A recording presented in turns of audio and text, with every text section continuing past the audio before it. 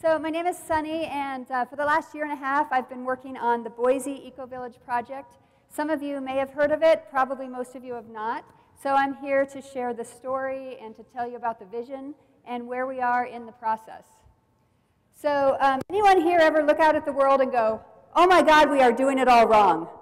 I know there's a better way. Who's ever said that? What about, someday I want to do this, fill in the blank. Anyone ever say that? Yeah.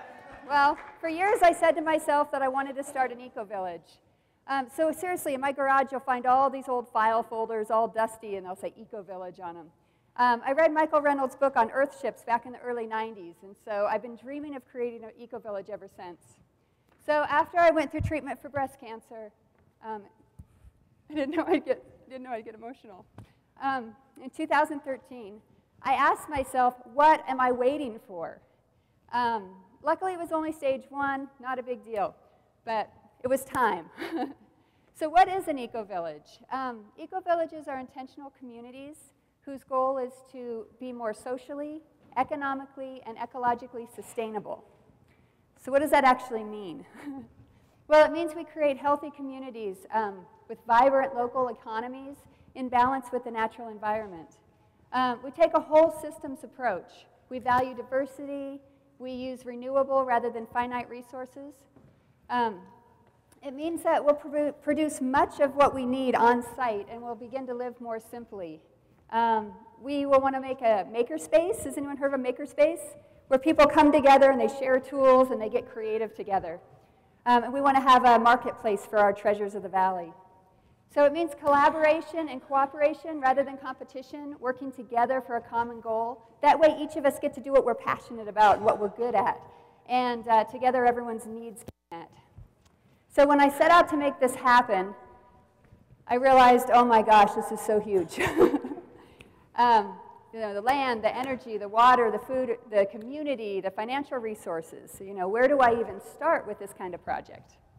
Well, I started first by researching eco-villages all over the world, and they take many, many different forms. For example, this is the Earth Haven Eco-Village in North Carolina.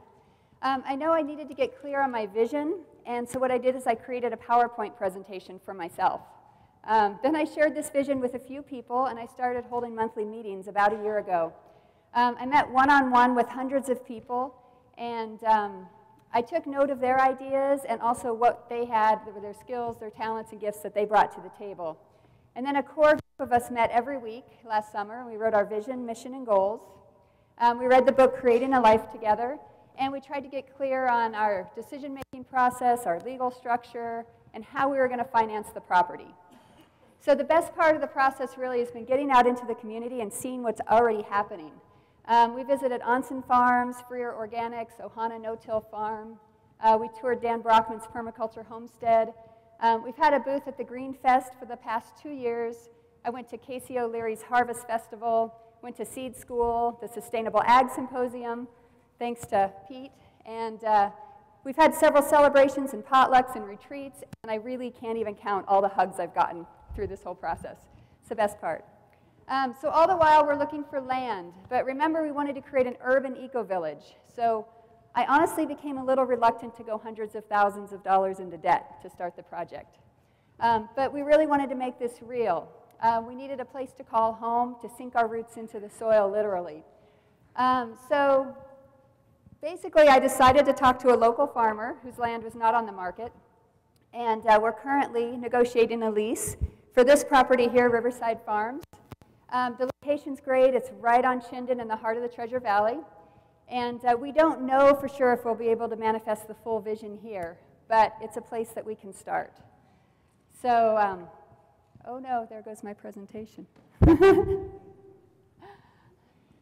So it really took just keep being persistent, going back and talking to the landowner again and again, and really sharing what it was we were hoping to create and realizing that we could collaborate and partner on this. And so it's pretty exciting. We're writing a USDA grant proposal to begin our Urban Farmers Collective, and we're planting our cover crops, working to remediate the soil, and then we'll be selling local food at the produce stand that's already on site. We can put tiny homes on the land. Yay!